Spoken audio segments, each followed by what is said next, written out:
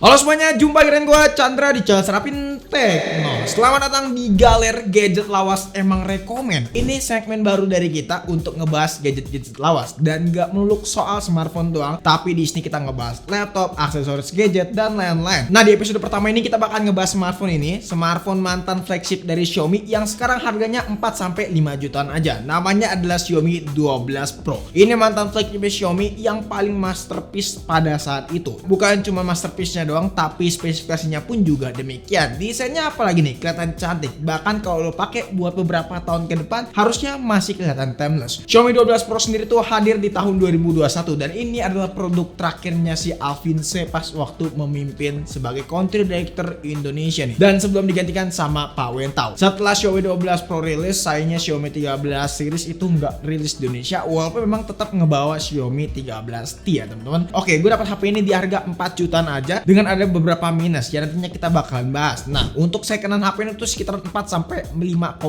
jutaan ya teman-teman. Dan kalau misalkan kalian pengen beli baru, udah agak sedikit susah buat nyari HP ini karena memang umurnya udah sekitaran 3 tahunan. Nah, kalau misalkan pengen beli baru, ada sih yang jual di angka 7 jutaan. Dan itu gue nggak tahu nih kondisinya masih mulus atau enggak, atau itu adalah barang repack ya teman-teman. Jadi baik lagi, kalau misalkan kalian mencari smartphone dalam kondisi yang fisiknya sempurna di HP ini, mendingan kalian skip aja video ini. Oke, kita bakalan bahas dari segi desain terlebih dahulu. Secara look smartphone ini Xiaomi 12 Pro masih kelihatan cakep nih, bahkan kelihatan timeless. Dan untuk materialnya sendiri berasa solid banget, beneran kerasa mahal teman-teman. Di sini rasa gripnya itu bener-bener nyaman dengan aspek rasio yang pas di tangan gua ini. Speakernya juga udah 2 atas bawah, lengkap banget ya teman-teman. Terus juga untuk slot SIM card bisa nampung dual SIM, IR blaster juga masih ada. Nah, berat HP ini tuh di angka 204 gram. Kalau misalnya lo compare dengan smartphone zaman sekarang sih masih sosok banget, karena memang rata-rata smartphone zaman sekarang juga di angka 200 graman. Gue mau menyarankan kalau misalnya kalian beli smartphone dalam kondisi second, better kalian cek kondisi yang namanya frame, karena frame HP ini yaitu Xiaomi 12 Pro gampang banget lecet nih. Terutama untuk portnya juga masih warna original seperti warna HP-nya atau enggak. Kalau udah agak sedikit putih-putih berarti itu cukup barbar pemakaian sebelumnya. Nah, sekarang kita beralih ke bagian layar. Sisi layar ini bisa gue bilang cukup jadi banyak penyakit di Xiaomi 12 Pro. Paling rentan yang masalah shadow. Salah satunya di face gue ini. Akibat shadow ini sih sebenarnya sepele ya teman-teman. Terlalu lama menampilkan gambar yang statik dengan brightness di angka 100%. Dan apalagi orang yang pakai smartphone gue sebelumnya ini adalah orang tua, alias orang yang sering lupa buat matiin lock screen-nya nih teman-teman. Ya ini kita bisa maklumin ya teman-teman ya. Dan kalau misalnya udah nimbulin banyak penyakit kayak burn-in, like saber dan juga shadow, kalian mau nggak mau harus ganti layar. Cuman nggak apa-apa ya, shadownya ini tipis jadi menurut gue masih bisa dipakai buat sehari-hari. Untuk fingerprintnya juga nggak ada delay sama sekali. Di sini responsif banget teman-teman. Lalu juga untuk always on display-nya bisa selalu aktif, bener-bener aktif, bukan cuma 10 detik aja. Experience penggunaan sih udah mantep lah. Walaupun memang gua agak sedikit lumayan keganggu kalau misalnya ngegame di smartphone layar yang curve ini, karena kadang-kadang touch-nya itu kemana-mana. Nah, ngomongin ngegame performance, jadi tolak ukur smartphone ini masih worth it atau enggak. Mengingat SoC-nya pakai Snapdragon 8 Gen 1 yang umurnya sekarang udah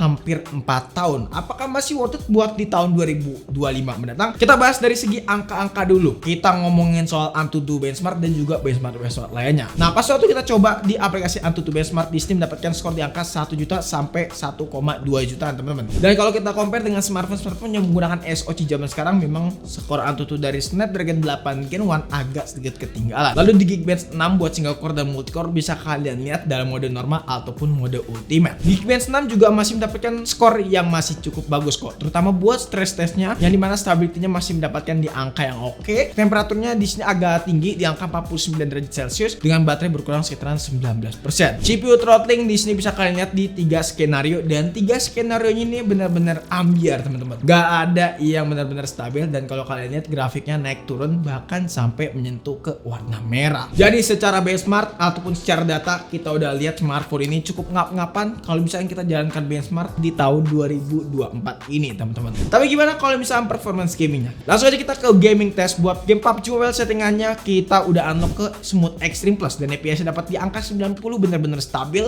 minim terjadi frame drop. Temperaturnya pun juga masih berasa asik nih teman-teman. Baterainya berkurang sekitar 14% selama 30 menit bermain. Mobile Gen settingannya udah ultra. Di sini dapat FPS di angka 110 sampai 120 FPS, masih oke banget. Baterai cuma berkurang 13% selama bermain kurang lebih 45 menitan. Temperaturnya nyentuh di angka 41 derajat Celcius. Lalu game Genshin Impact settingannya rata kanan. Di sini kita mendapatkan FPS di angka 20 sampai 35 FPS, rata-ratanya teman-teman sangat amat rendah. Dan kalau misalnya temperaturnya itu di angka 42 derajat Celcius, itu ada sedikit throttling dilimitasi ya, yang dimana FPS-nya cuma dapat di angka 20-an aja. Nah untuk temperaturnya itu di angka 43 derajat Celcius teman-teman. Secara performance memang masih ngebut buat dipakai game ataupun buat dipakai harian, tapi temperaturnya memang tergolong cepat panas di smartphone ini dan itu menimbulkan kurang nyaman. Bahkan sejam gue pakai HP ini ya, buat main sosmedan aja itu bisa tembus sampai 39 sampai 40 derajat Celcius, dan itu penggunaan tanpa case teman-teman. Jadi bagian bodinya ini gampang nyebarin panas juga nih. Kapasitas baterainya di angka 4600 mAh. Nah ini secara screen on time bisa dapat di angka 4 sampai 4,5 jam pas waktu kita pakai. Tergolong boros buat kapasitas segini kalau menurut gua. Dan ya gue bisa simpulin mungkin pemakaian sebelumnya itu barbar banget ya teman-teman. Jadi menimbulkan HP ini udah nggak sehat untuk kapasitas baterainya. Tapi untuk fast chargingnya sampai 120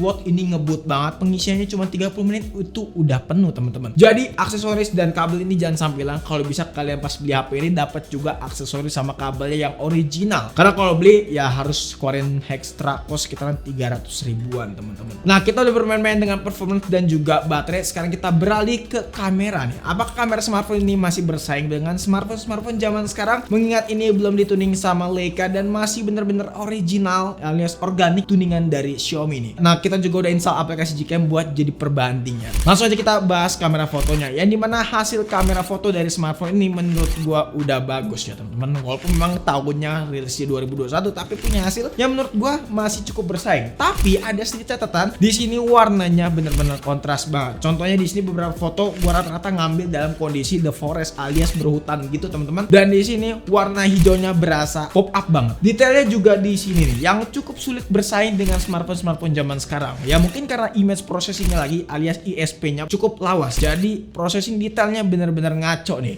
Oke, ini adalah hasil perekaman dari Xiaomi 12 Pro nih ya, di resolusi 4K 30 fps. Sebenarnya bisa 4K 60 dan juga 8K 24 fps, tapi ini kita coba di 4K 30 fps saja karena ini resolusinya yang cakep menurut gua.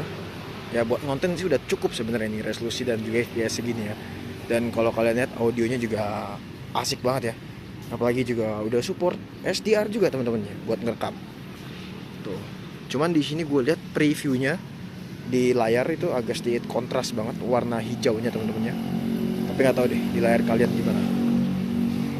Oke, ini adalah hasil perekaman kamera depan dari Xiaomi 12 Pro. Resolusinya Full HD 30, dia bisa Full HD sampai 60 fps teman-teman. Nah kurang lebih hasilnya seperti ini kalau dalam ruangan, dan kualitas audionya bisa kalian dengar juga nih sebagus apa.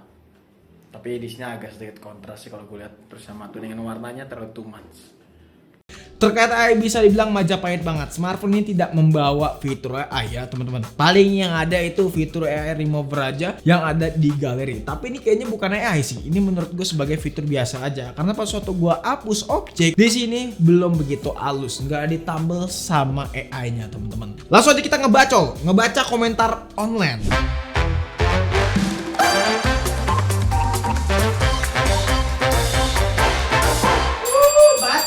Langsung. Ada yang nanya dari Rizea_16. Apa tuh? Susah banget cari yang mulus buat sekarang. Ya benar, emang smartphone ini Xiaomi 12 Pro susah buat nyari yang mulus ya, karena emang umurnya udah sekitaran 3 tahun lebih ya teman-teman. Jadi kalau misalnya nyari yang benar-benar mulus, ya mendingan HP Xiaomi yang baru aja sekalian. Lanjut di sini Bang Gary. Apa tuh? Bang Gary nanya nih, tes low light dong Bang. Oke, untuk low light sih menurut gua memang agak sedikit kurang di Xiaomi 12 Pro ini. Jadi memang tuningan kameranya Leica itu berpengaruh banget di Xiaomi zaman sekarang. Dan di Xiaomi 12 Pro agak sedikit kurang buat low light-nya. Walaupun memang udah di record dalam resolusi tinggi kayak 4K ataupun 8K. Lanjut di sini ada yang mau nanya lagi nih, pertanyaan hampir mirip, ada Wanio.z sama Zaki Reski. Apa tuh? Ada yang nanya masih enak gak nih dipakai buat tahun ini? Sama si Zaki nanya worth it gak dipakai di tahun 2025?